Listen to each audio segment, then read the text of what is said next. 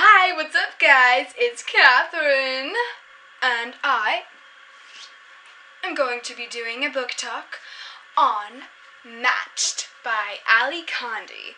It is the first book in a trilogy, the Matched trilogy, a YA dystopian sci-fi-ish thing. Boom. It was recommended to me by my friend Anna Dom, and I also had wanted to read it before because I was looking around at books on the internet and I was like, that book series looks good. And yeah, I hear it seems like it's a really similar plot to Delirium, if any of you have read that. I haven't read Delirium yet, but I will. The POV was it was interesting. I don't think I've read that many books that are like first person present. I mean, is Divergent that? Yeah, Divergent is. I usually like third person, but the way that Ali wrote it was just so amazing. So poetic and just beautiful. The covers on these books are really pretty too. They're simple, and they're just pretty. And they're pretty good size books, like 300 and a half page. They get bigger. But yeah, so it is a really good book, and like it was really, really good. It was just a really fun read, and better than I was expecting. I wasn't expecting it at all, and I really recommend it for you. So go ahead and read the book. I'm going to talk about the book, and I'll be spoiling plot things, so you can go away if you want to read it, or you can stay and listen and get spoiled and have fun with me. Alright, spoilers start right about now.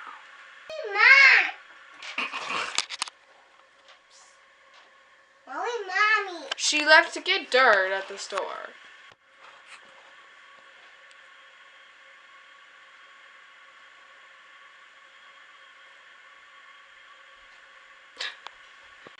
What an interestingly cruel world this is set up in. I mean, the society? Bullcrap. Ugh. I was so sad, at her grandfather's ceremony thing. Like, that was really depressing. It doesn't seem fair, even though it is fair. It's not fair to the person who is dying, you know? Cassia, just everything she does she thinks is a major crime, and it's sad to think about that she has to live that way. I mean, she has to keep quiet about one thing in the beginning of the book, and her whole mind goes crazy because she thinks that she's gonna die, and maybe she even would if people found out. I mean, that's really too bad for her and all. They have the 100 songs and 100 poems and 100 artworks and stuff, and it's just, I don't know that I'd be able to live with only 100 songs, and they're not even like, I mean, right now I'm so into 21 Pilots, I cannot listen to anything else.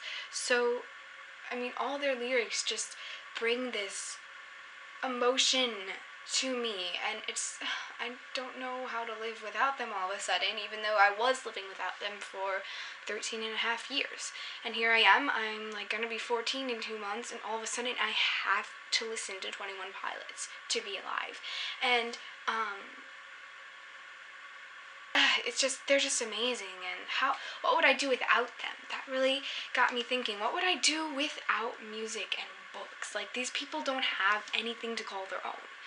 And that just hurts me. Like, just the things I go through in my mind, how would I be able to do this without things to distract me? Maybe it's good to think about things sometimes, but it's also good to be distracted sometimes so you don't always have to think about it so much that you'll go crazy. So I love that Cassia is rediscovering words, art, life. It was a cool thing to read, her really experiencing the love and the wonder that words can provide, and just, yeah, so I came across this line, and for some reason, it just really struck me hard, and I was like, I love this, like, I just love this line so much. I want to look down and see if my hands are stained from the drawings, the words, but I keep my eyes on the official. It really captures the essence or the personification of guilt, or just the feeling of having secrets. Secrets aren't always bad. Lying is bad. But sometimes there's just this certain sensation of having something that someone else doesn't know. And, if it's something that people should know, then yeah, you should tell people. But sometimes there's things that aren't a big deal if people don't know, and it's still something, that sensation, it's sometimes good. And she was experiencing that with words, and the descriptions, poetry, the, trueness of this author's writing just completely captivated me in a way that I wanted to read more. I wanted to get through this whole book, to know all these things that the author put in there. It was amazing. I don't know how to say it. That kind of writing that fills you with the longing to want more, to have more words. And this writing reminded me of The Book Thief, which is amazing because The Book Thief is my favorite book. And so it was fun reading something like this. I cannot write like that in my books, in my stories. I don't have the poetry flowing off my tongue in speaking, or just like things. I can't do it like that. I'm not saying I'm not a good writer. I can, my books, my ideas I think are pretty good, and I think it's pretty good, but my form of poetry to make people think, to make people want more, is through my music. My songs are basically. So yeah, a real piece of art is what I call this book. Cassia acts like how I would act if I was never introduced to written words. I would have kept her grandfather's poem, I think, Play with Fire, and there's no way that I could ever let those words go. I laughed so hard because for their pairing thing they did for one of the hiking days, they paired people up, and it was like Kai and Cassia, Livy and Tay. Oh, I'm sorry, but those are the nicknames I have for, like, the two best people ever.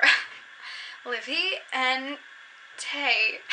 Okay, so there's this part where Kai and Xander are playing this game of cards, like a luck game, and Piper, Livy, and Cassia and Em are all watching them, and it's kind of super obvious that Livy, is in love with Kai, and, so Cassia notices Livy watching his hands and thinks, his hands are not yours to watch.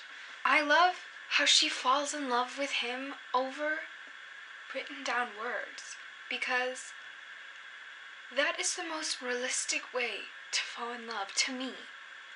That is, for me, the most romantic and realistic for me, for how I would fall in love.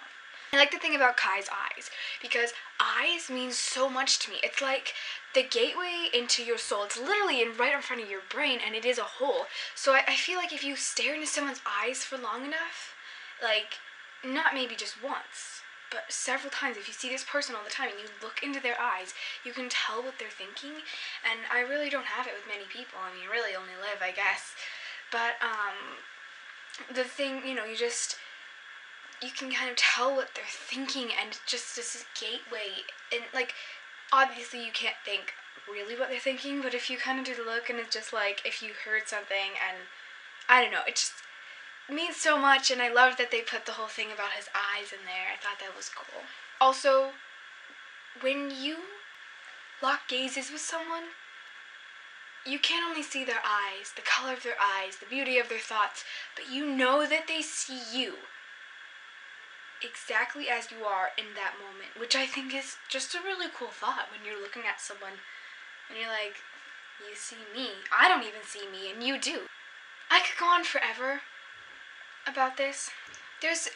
Anyway, moving on. So there's this really sweet part where she writes I love you in the ground. He just taught her how to write in cursive, and it's like, oh my gosh, my heart's over here. Just kidding, I have two, 'cause I'm a Time Lord. Boom. So she writes "I love you" in the ground, and then he says "I love you" out loud, and it's this thing that she said in the book. Lightning. Once it was forked, hot white from sky to earth, there's no going back. Hashtag sap. I love her conversation with her mother, how her mom knows she's in love with someone other than Xander, but she doesn't say anything, like she respects that. And I don't know, I just kind of like it because it's sweet. So after Kai was taken away, Xander explains to Cassia about how when they were 10, they had this dare, Kai and Xander, to like take the red pill, and they did, and it made me smile because like Kai and Xander have always been like frenemies, and Xander was even like, I never stood a chance, and it was always him. And she's like, wait, seriously? I didn't know that. Like I didn't have any thought about him. Like, wait, maybe I did. Like, maybe I haven't noticed until now that I have, you know? But, okay, so at the end of this book, Kai and Cassia have done nothing even near obvious, but somehow Cassia's father, Cassia's mother, Xander, and the official all figured out that she was in love with Kai, even though she was kind of questioning it herself. Like, she really didn't, like, you know, this is the first time for her. She's like, oh my gosh, am I in love? And like, everyone's like, we know. And it's like, she must stare at him for a long time. I mean, I can look at people and not have anyone know that I'm looking at them, because I have this, like, I mean, either you got the shades and you're just like, yeah, or, you know, you're just, whatever. I'm a pro at staring at people, though. A stalker? Yes. So that kind of includes this talk. I'm really excited to read Crossed. I mean, this book didn't seem long enough. It left me wanting more, which I suppose is a good thing for the author. I'm really glad. I rate it 8 out of 10 magic heads. It really enthralled me. I ate up these pages and let them burn in my mind as Cassia's words. Thanks, Mrs. Condi. Peace, love, books, bleh.